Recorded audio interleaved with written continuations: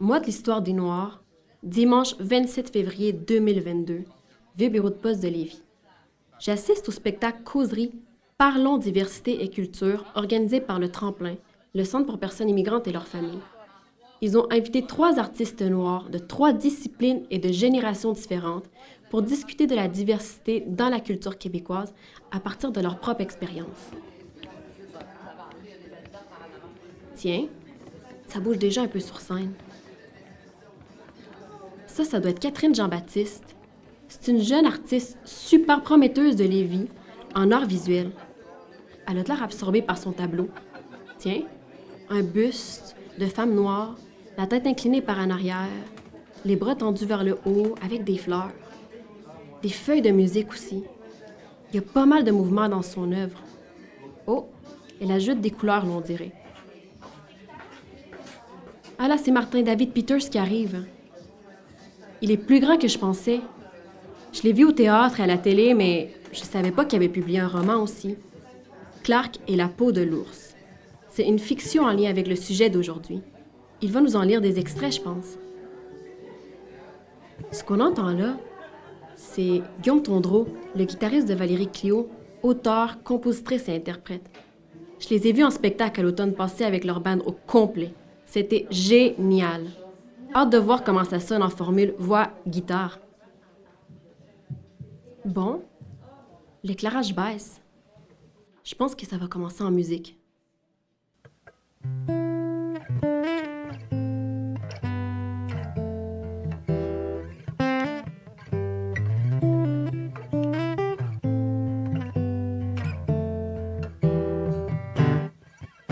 Si on allait s'étourdir la tête sur le toit du monde, à se raconter des histoires qui ne dorment que dans des châteaux, si on oubliait toutes les conquêtes qui s'allongent, à ramasser nos déboires en fragments, en morceaux, et si ce que l'on s'offre tient la route, avance et monte à 1000 à la fois. Si ce que l'on s'offre tient debout, la tête dans les nuages et les pieds bien plantés dans l'espoir. La tête dans les nuages et les pieds bien plantés dans l'espoir.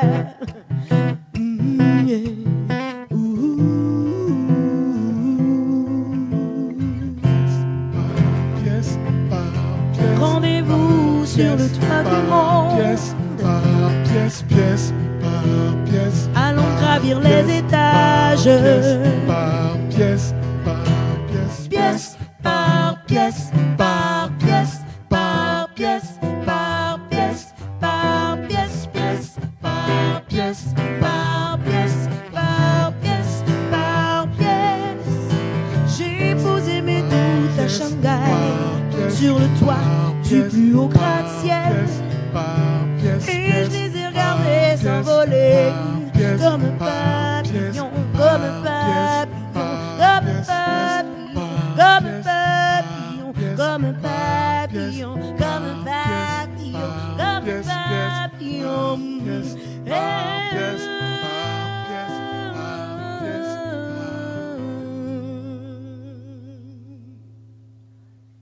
Je m'appelle Valérie Clio. Je suis une auteure-compositrice-interprète et je suis accompagnée de Guillaume Tondreau, guitariste-réalisateur. Pour moi, l'apport de la diversité culturelle dans l'univers musical québécois, c'est de peaufiner l'image avec une couleur particulière afin de laisser une belle trace dans le portrait musical québécois et dans l'humanité. Prologue. Bonjour, je m'appelle Clark. Ce livre est dédié aux comédiens issus des comédiennes et comédiens issus de la diversité qui cherchent à grandir dans son art. Prends dedans ce qui te semble utile et laisse-y le reste. Je suis moi-même issu des comédiennes et comédiens issus de la diversité. Je cumule près de 30 ans d'expérience tant au théâtre qu'à la télé. Ça fait de moi l'un des plus anciens comédiens de la diversité au Québec. Il était temps que je partage le fruit de mes connaissances avant de partir. La conscience de ma mort professionnelle est de plus en plus présente. Mais je m'en fais une amie. La mort accompagne le comédien à chaque représentation. J'y reviendrai. Tu m'as certainement remarqué ou vu quelque part à un moment ou à un autre. Tu te souviens d'Othello présenté dans la grande salle du Théâtral en 2013? C'était moi, Othello. Méga succès.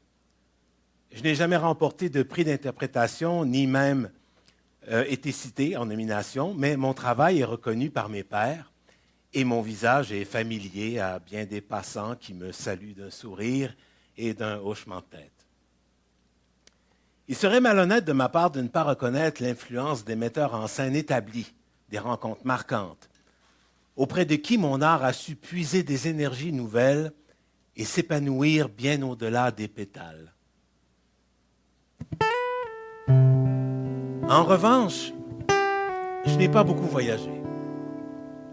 Je suis né au Québec, ma mère est noire, mon père caucasien. Je suis donc noir, noir pâle ou marron terre d'ombre, comme m'a si souvent dit ma mère.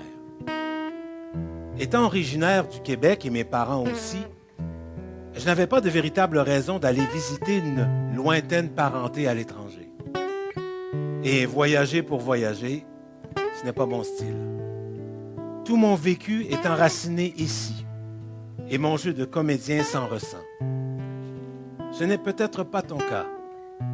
Peut-être as-tu beaucoup voyagé. Ça n'a aucune importance. Ce livre respecte tes départs et tes destinations. L'idée centrale au cœur de ma réflexion est celle-ci.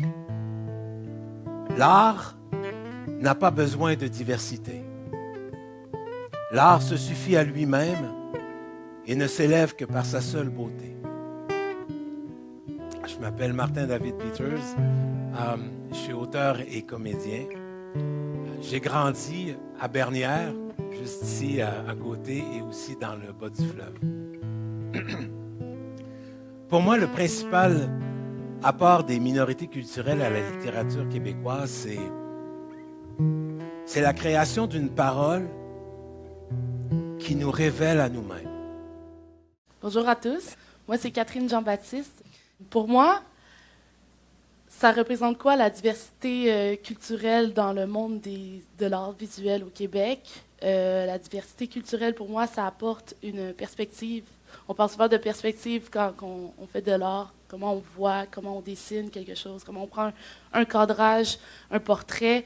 Puis je pense que ça nous amène une nouvelle perspective.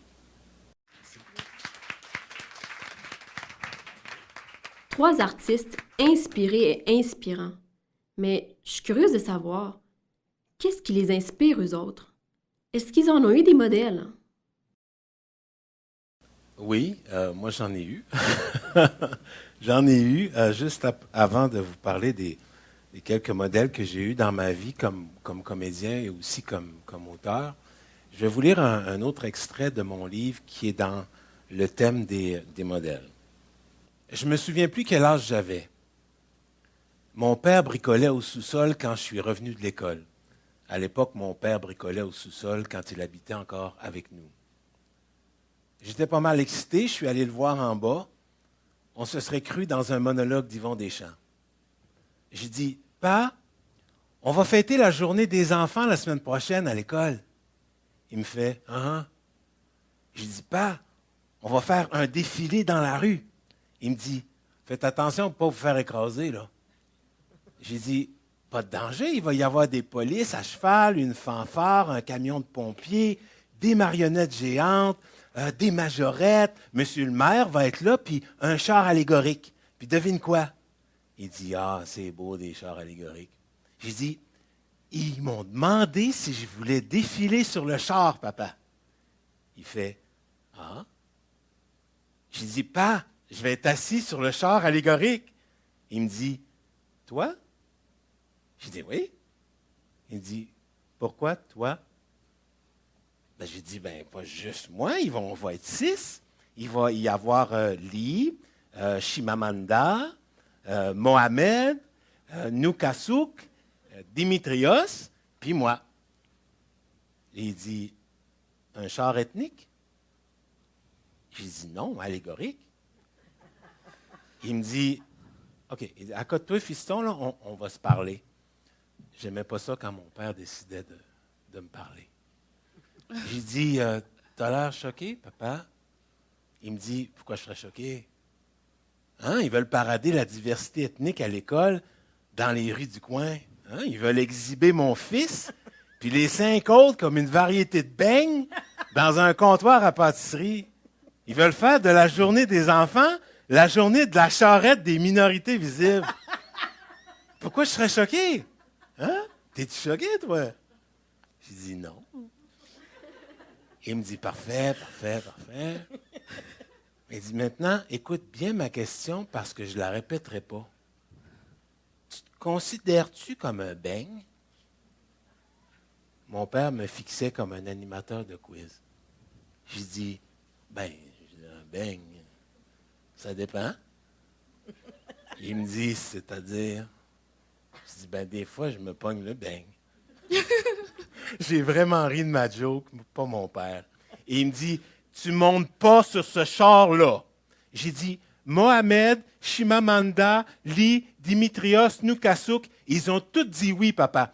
On va avoir des chapeaux, on va pouvoir lancer des confettis sur le monde. Il me dit, t'as vraiment aucune fierté, toi, hein? J'ai dit, c'est comme une scène de théâtre en plus. Il fait, hein? J'ai dit, oui, plus tard, je vais être un acteur. Je ne me rappelle vraiment pas pourquoi je lui ai dit ça à ce moment-là.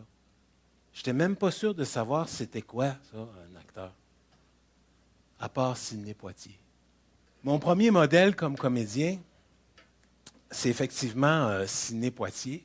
C'est quelqu'un qui a habité mon enfance à cause, évidemment, de ses films. Ma mère l'aimait beaucoup. Donc, quand il passait à la télévision, dans les films, elle nous disait « Regardez-le comme il faut, il est donc bien bon, je l'aime. » Puis, elle regardait sa prestance, regarder sa dignité, tout ça. Donc, c'était pour moi un personnage qui était important. Parce que comme je n'ai pas grandi avec mon père, il devenait, j'ai fait une espèce de projection, il devenait un peu pour moi, Sidney Poitier, un père spirituel dans ma vie. Donc, cette espèce de dignité, prestance, tout ça, ça m'a toujours habité dans ma vie. Pour moi, c'est devenu des valeurs qui étaient importantes. Après ça, au niveau de l'écriture, j'ai commencé à l'âge de 11 ans à écrire un personnage qui s'appelle Sam. C'est un personnage que j'ai créé. C'est une espèce de James Bond qui avait 11 ou 12 ans. Je le mettais dans toutes sortes d'aventures. Et j'avais demandé à un ami qui était dans ma classe, qui dessinait extrêmement bien, j'ai dit, pourrais-tu faire la page couverture de mes histoires? Donc, il lisait mon histoire, et là, lui, il dessinait une page couverture, et je le mettais ça sur le dessus de mon histoire. Donc, je créais déjà, à cet âge-là, à 11 ans, des mini-livres. Puis, un livre qui a marqué mon écriture, il s'appelle Roch Carrier, un auteur québécois, le livre Joli Deuil. C'est à peu près 25 ou 26 courts contes, un peu étranges, un peu fantastiques. Puis c'est une écriture vraiment extrêmement limpide, très humaine aussi, malgré tout l'aspect étrange. Et je suis tombé en amour avec ça, puis je me suis dit, en lisant ça, j'ai fait comme, OK, lui là, c'est court, quelques pages, c'est un modèle pour moi. Ensuite, comme autre modèle, je pourrais aussi vous parler rapidement de, bien sûr, Woody Allen. Il écrivait des nouvelles, des courtes nouvelles humoristiques. Et lui aussi, quand je l'ai commencé à lire ça à l'âge peut-être de 15, 16 ans à peu près, ça a commencé, l'aspect humoristique a commencé à rentrer dans mes textes qui étaient au départ plutôt romantiques, avec beaucoup de sentiments, puis c'était très, très mielleux. Mais bon, l'humour a commencé à rentrer grâce à Woody Allen. Après ça, je suis rentré au Conservatoire d'art dramatique de Montréal. Et là, j'ai commencé à rentrer dans l'univers des auteurs dramatiques. Et je suis tombé sur Eugène Ionesco. J'ai beaucoup cliqué sur l'aspect absurde de cet auteur-là que j'ai intégré dans mon écriture au départ. Et encore aujourd'hui, je vous dirais. Tous ces modèles-là que dont tu nous parles, puis je trouve ça le fun, je constate que c'est pas important où est-ce qu'on les prend, nos modèles, finalement. Parce que on y va avec qu'est-ce qui nous touche. J'ai une petite nièce qui a 1 an et demi.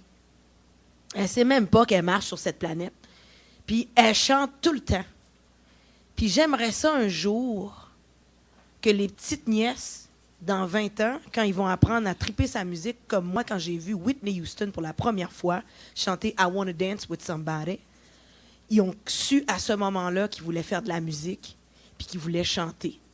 Je m'identifie à Whitney Houston parce que je trouve que la quête de son identité d'artiste puis de vedette, il clash tout le temps parce que elle est noire, mais quand elle se présente, comme par exemple dans les quartiers plutôt sectoriels, hip-hop puis soul, elle est considérée comme une blanche. Puis quand elle arrive dans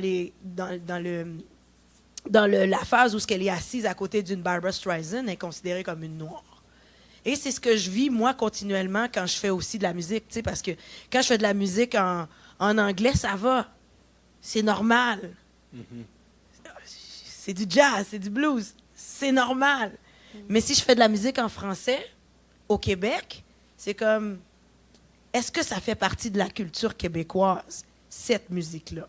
Donc, moi, mon travail, je pense, aujourd'hui, c'est de devenir un modèle pour ma petite nièce qui va peut-être chanter parce qu'elle n'arrête pas de chanter. Puis, j'aimerais ça que les jeunes au secondaire puisent dans ce que Valérie Clio va faire, dans ce que Catherine va faire, dans ce que Martin David va faire. Parce que les modèles québécois sont aussi nous. Et je souhaite que les jeunes de demain adorent Whitney Houston, mais adorent aussi Sarah May Ouellet, Mariam Ndiaye, Mélanie Renaud.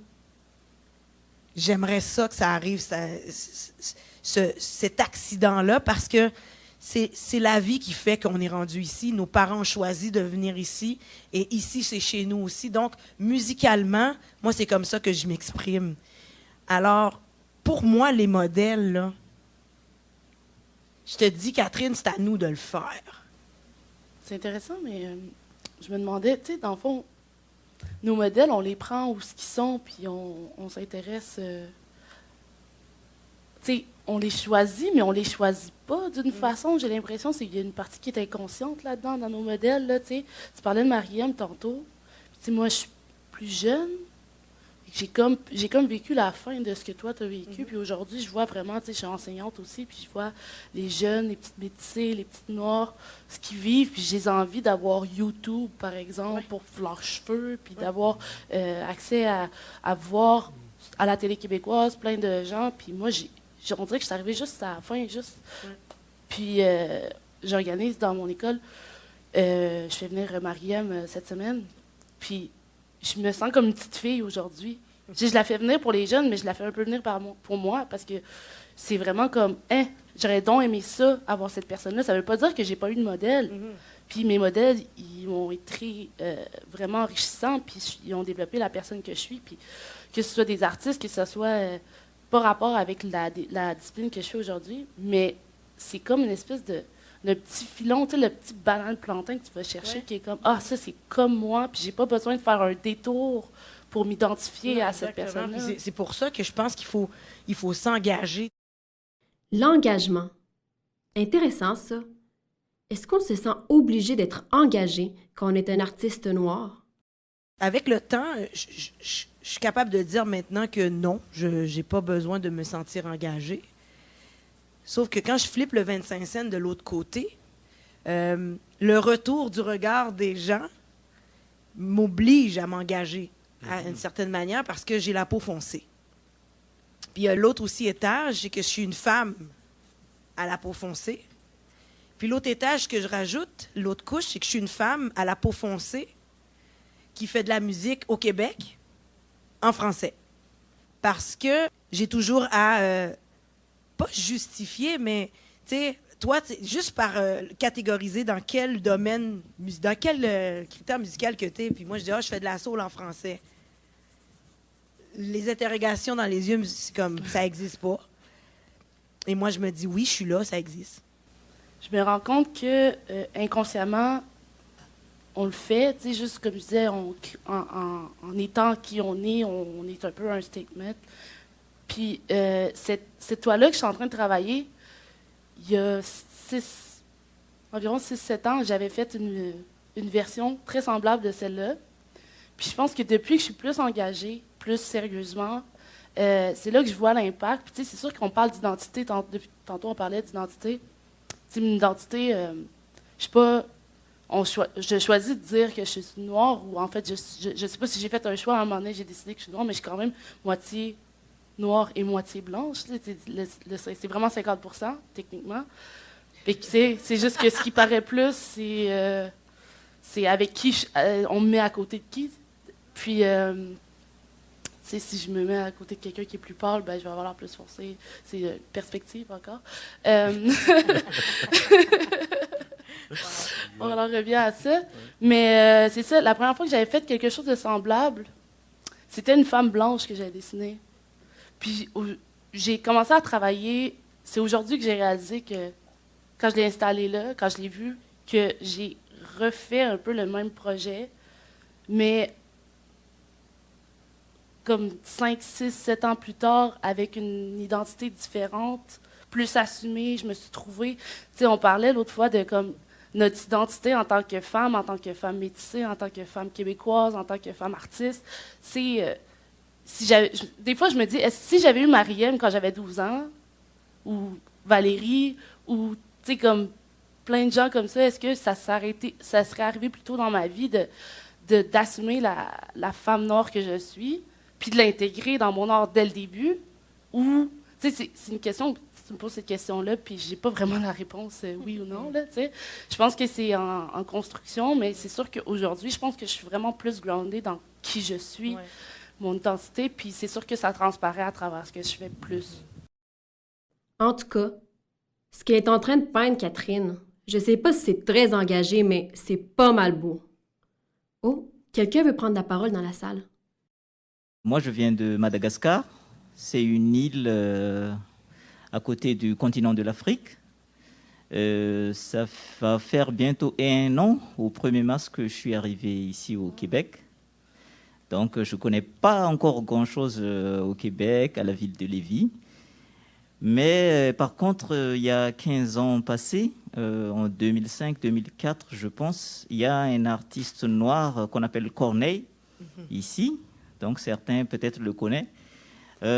Qui est un peu un modèle, je pense, si je ne me trompe pas de la définition du mot modèle, avec son premier album, Parce qu'on vient de loin. Exactement. Et ça m'a beaucoup inspiré à venir ici vivre au Canada. Depuis ce temps-là, je ne pensais qu'à ça, comment je vais faire pour arriver ici. Donc, 15 ans après, je suis là. Vous, Valérie Clio, j'ai vu votre spectacle l'année dernière, organisé par Tremplin. C'est pour ça que je dis que c'est la 2e fois que je vous vois. Donc, c'est un 2e modèle, je crois, quand vous avez chanté la chanson Le Nord. Oh. Oui. Donc, ça m'a beaucoup inspiré, ça m'a donné, parce que quand je suis arrivé, je me demandais, est-ce que j'ai fait le bon chemin? Est-ce que je me suis trompé là, vu la séparation avec la famille, la femme et les enfants? Donc, votre chanson, ça m'a beaucoup donné du courage. Merci beaucoup. C'est une chanson qui est un hommage à mes parents, en fait. Mes parents et toutes les personnes comme vous qui font le pari que le Québec va devenir la maison. Wow, quel beau témoignage! Je sais pas pour Valérie, mais moi, j'ai la larme à l'œil. Elle poursuit en musique. Bon timing. Le mouvement, c'est le titre de mon prochain album. Le mouvement, c'est une recherche que j'ai entamée, commencée en 2017. Parce que je voulais, dans ma quête numéro 5 de qu'est-ce qu'est mon identité, je voulais savoir c'est quoi la négritude, d'une petite fille qui est née au Québec. Quand elle va à l'école, elle est au Québec. Puis quand elle arrive à la maison, elle est en Haïti. Et là, j'ai lu toutes sortes de livres, j'ai écouté toutes sortes de films, j'ai été enragée. Après ça, j'ai été heureuse. Après ça, j'étais fière parce qu'il y a juste nous autres qui vivons cela. Mais après ça, je me suis dit, ah, c'est pas vrai, mon fils le vit par ricochet. Parce qu'il est métissé. Son père le vit aussi par ricochet parce qu'il est tombé en amour avec moi. Et il a un enfant avec moi. Mes amis qui sont québécois le vivent par ricochet, par procuration, parce que je fais partie de leur vie. Donc, tout ça, c'est un mouvement. C'est un mouvement parce que moi, je pense sincèrement que ça bouge parce qu'on tombe en amour avec quelque chose ou quelqu'un. C'est pour ça que l'homme, et quand je dis l'homme, je parle de l'être humain, se promène avec ces deux genres à travers la planète pour qu'elle soit plus forte, plus belle et différente d'il y a 100 ans, 400 ans, 1000 ans. Le mouvement, il est commencé. Il est commencé de cela, il y a déjà plusieurs années. Oh oui, le mouvement, il est autour de nous. C'est bien connu, il est en continu. Il tourne, soulève les foules, brandit les drapeaux, change de peau par des baisers nouveaux. De toutes les couleurs, toutes les saveurs se transforment en saison par l'instant d'un frisson bien plus grand que le plus grand. Il avance, il avance.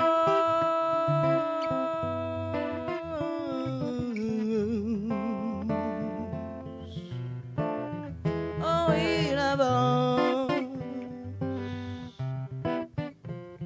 il avance.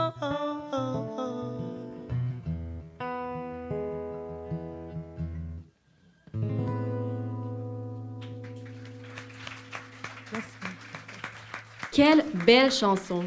Sans jeu de mots, c'est vrai que la diversité ajoute une belle couleur dans notre univers culturel. Je sais pas ce que les autres en pensent. Avant de vous parler de ce que j'en pense, j'aurais envie de vous partager un moment que j'ai vécu avec Valérie cette semaine. Elle m'a parlé d'un texte qu'elle travaillait, puis ça m'a vraiment inspirée parce que j'ai vu dans ce texte-là exactement ce que je voulais exprimer avec mon œuvre que je voulais préparer aujourd'hui. Puis c'est beau, les mots. J'ai pas toujours, moi, les mots pour le dire. Moi, j'utilise beaucoup les images. Puis des fois, c'est les mots des autres qui me font réagir par rapport à ce que je voulais vraiment dire. C'est comme, ah, c'est vraiment ça que je voulais dire. Puis j'avais juste pas les mots pour le dire. Puis j'aimerais ça qu'on l'entende parce que ça parle de comment la liberté nous insuffle une espèce de pouvoir de s'extérioriser, de se libérer, d'aller au-delà de tout ce pouvoir-là que ça nous donne. Puis j'aimerais ça qu'on t'entende, si ça ne te dérange pas. Oui. Alors pour toi, Catherine, ça s'appelle Ma liberté. Ma liberté a-t-elle un autre nom que celui que je lui donne? Quand je lui parle, quand je pense à elle et que je prie pour elle. Je me demande parfois si ma liberté se souvient de moi, si elle se rappelle mon existence. Je demande aussi si elle me voit. Lorsque je me lève chaque jour, mon rêve à la main que je franchis la porte de ma petite chambre, le cœur plein d'espoir de pouvoir un jour prendre le thé avec elle. Oh mon Dieu, mais de quoi parlerons-nous à notre première rencontre? Dans les livres d'histoire, on me parle d'elle d'une manière fugace qui frôle l'impossible. On aurait dit de la science-fiction, mais pour de vrai. Malgré toutes ces histoires, moi, je la vois tout autrement. Je la vois forte, constante, courageuse, vivante, toujours présente, comme la chaleur du soleil, le chant des oiseaux, le silence de la nuit, le souffle du vent.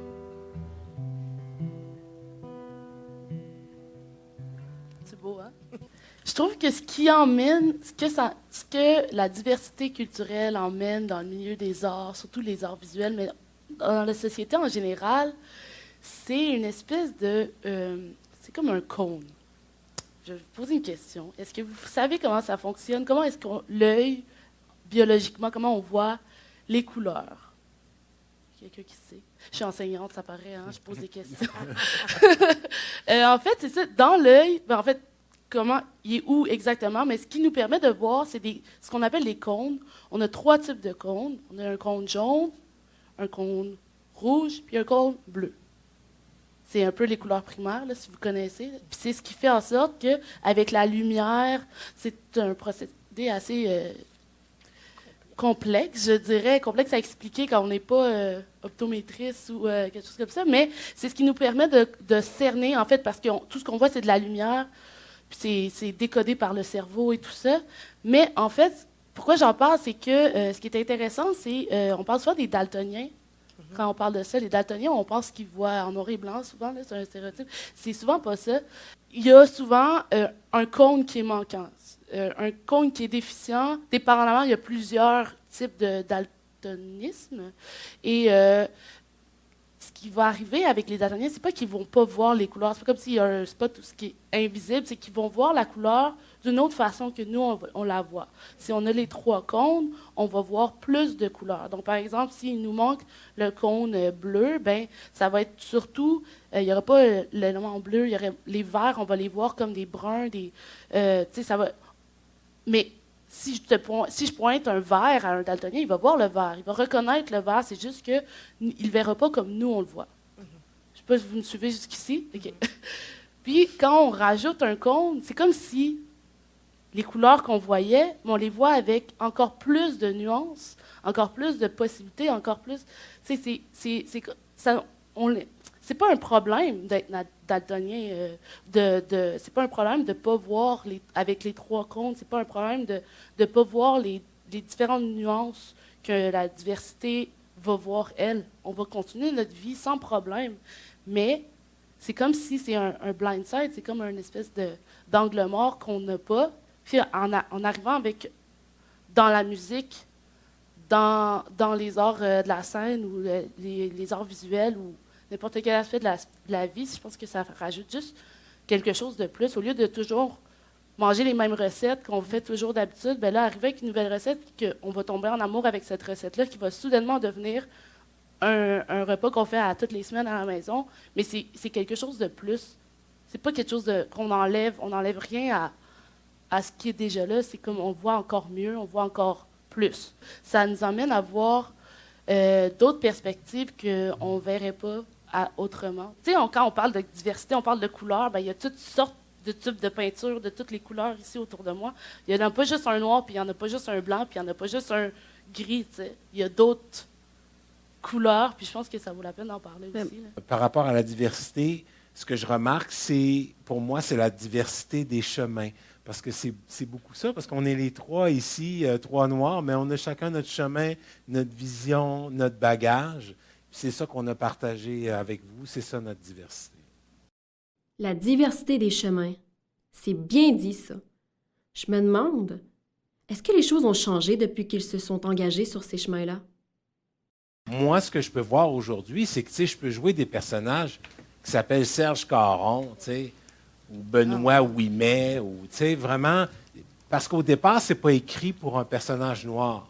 C'est que là, ils vont me faire venir en audition. Et là, ils vont faire comme « Hey, mais ça pourrait marcher, ce gars-là, dans ce personnage-là. » Et là, à ce moment-là, quand ça clique, pour eux, au niveau de la production, le diffuseur, tout ça, là, je peux obtenir le rôle. Mais à l'époque, c'était pas comme ça. Donc oui, pour moi, je peux le voir dans mon métier, il y a vraiment un changement qui est là, puis je pense pas qu'on puisse revenir en arrière. Je pense que c'est juste normal parce que la société évolue, puis bon, dans 30 ans, on va être rendu ailleurs, puis voilà. Donc oui, ça a changé pour moi. Et puis, tu sais, moi, je trouve que ça a changé dans le sens que j'ai plus confiance en moi, j'ai plus confiance en l'art que je pratique. Puis, je me rappelle, il y a une avocate avec qui j'ai travaillé qui m'a beaucoup aidée dans mon métier. Elle m'a dit, tu sais, Val, le fan numéro 1 du projet Valérie Clio, ça doit être Valérie Clio. Fait que depuis que j'adhère à cette pensée, je trouve que c'est plus facile pour moi. Mais je vais dire égoïstement que tout est à faire au Québec pour nous, la diversité, parce que ça fait pas longtemps qu'on le reconnaît qu'on est là. Fait que ma confiance en moi fait que c'est plus facile parce que je crée ma place. Je la crée. C'est pas... Il y a des hauts et des bas, mais je la crée. Je la crée, puis des fois, la place m'est due, mais c'est pas moi qui l'ai. C'est pas grave dans ce temps-là. On pleure, on se met en petite boule, puis on recommence, on continue. Quand j'ai fait la voix puis que j'ai perdu, ça, c'est une anecdote que je dis pas souvent, mais là, je tiens à le dire. T'es-tu prête, Catherine? La madame, elle demande à ma mère, puis, maintenant que votre fille a fait la voix, est-ce que vous pensez que la communauté haïtienne va continuer à regarder l'émission? Et ma mère de répondre, la seule noire qui est arrivée ici est éliminée, on ne regarde plus. Oh! Mais elle était fière, elle était contente. C'est de prendre sa place. C'est là que c'est plus facile. Puis de ne pas la laisser, ne serait-ce d'un iota. En tout cas, pour moi, Catherine, Martin, David puis Valérie, ils l'ont trouvé leur place. Cette pièce, elle s'appelle « J'entends tes pas ». Puis c'est la discussion avec Catherine, Martin, David et Marie qui m'ont fait comprendre qu'aujourd'hui, je le voyais, mais je ne pouvais pas dire que je l'avais compris. Je vais vous présenter mon art. Puis, si on se ferme les yeux, c'est l'art qui va vous frapper. Alors, je vous invite à vous fermer les yeux pour écouter « J'entends tes pas ».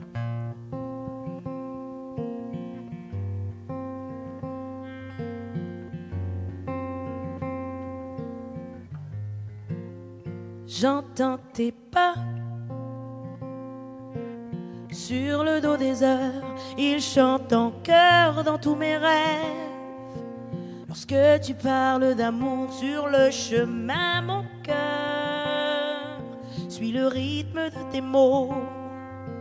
Je vais pas te mentir, je vais te dire que je suis folle de toi, être la reine de ta cour, sous ta loi. Tous les jours être à toi jusqu'à l'aurore, être la reine de ta cour, sous ta loi, mon amour être à toi jusqu'à la mort. Ah, ah, ah, ah.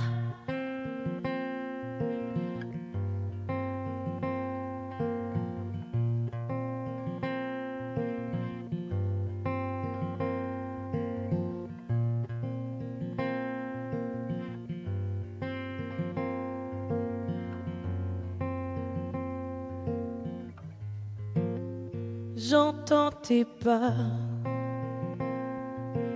revenir tous les soirs, chasser le noir et combler la nuit. J'écoute tes pas, oh, je n'attends que toi. J'entends ta voix appelant mon nom. Je vais pas te mentir, je vais te dire que je suis folle de toi. Oh, oh, oh. Je vais pas te mentir, je vais te dire que je suis folle de toi. Je vais pas te mentir, je vais te dire que je suis folle de toi.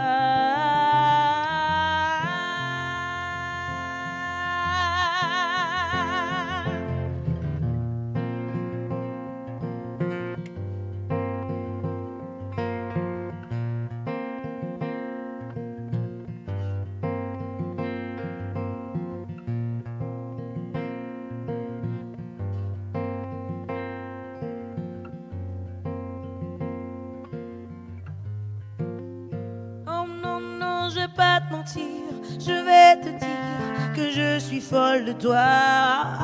Je vais pas te mentir, je vais te dire que je suis suis folle de toi, je vais pas te mentir, je vais te dire que je suis folle de toi.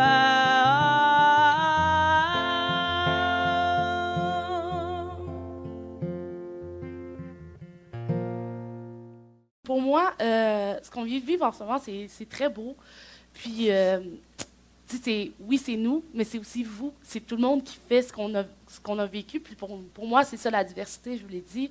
Puis je pense que tout le monde a son petit bout de chemin à faire. Tout le monde a son petit effort. On travaille très fort, on s'entend. Tout le monde travaille très fort à ce qu'on vive dans un monde meilleur pour qu'un jour, ça soit juste le mot de l'histoire de tout le monde. Moi, j'aimerais terminer par un dernier extrait de mon livre. C'est vraiment très, très, très court, mais je pense que ça résume bien ma vision. Je devais jouer un ours dans un spectacle qui n'était pas du théâtre jeunesse. La metteuse en scène ne voulait pas s'embarrasser d'un costume d'ours encombrant. Nous avons donc réfléchi ensemble à une façon d'évoquer l'ours sans le voir. La première question qui m'est venue, c'est « Suis-je un ours noir ou un ours blanc ?» Question qui peut sembler stupide étant donné que je suis noir, donc l'ours est noir, mais grattons un peu la question. Je travaille tous mes personnages devant un miroir. On me le reproche constamment et je réplique toujours que le grand metteur en scène Stanislavski lui-même disait « Il faut faire très attention lorsque vous travaillez devant le miroir. » Il n'a pas dit de ne pas travailler devant le miroir, mais seulement de faire très attention. Moi, ce que j'en dis, c'est ceci. Il faut s'observer pour ne jamais oublier à quoi on ressemble. Pas la peine de s'illusionner, on a la gueule qu'on a. Pour tout bagage, on a sa gueule, chantait Léo Ferré. Et c'est ça que le public voit, notre gueule. Je reviens à l'ours. Si on tient compte de ce que je suis, on l'a dit, je suis un ours noir. Mais si on tient compte de ma passion pour les ours blancs, avec leurs grosses papates blanches, j'ai juste envie de leur donner un gros câlin, moi. C'est comme ça depuis l'enfance. Alors, sans costume d'ours et sans précision dans le texte sur l'espèce d'ours en question, je pourrais aisément m'imaginer être un ours blanc. Juste pour m'amuser. Non? Par respect pour la gueule que j'ai opté pour l'ours noir. Morale de l'histoire, si tu as à choisir, opte pour ta gueule.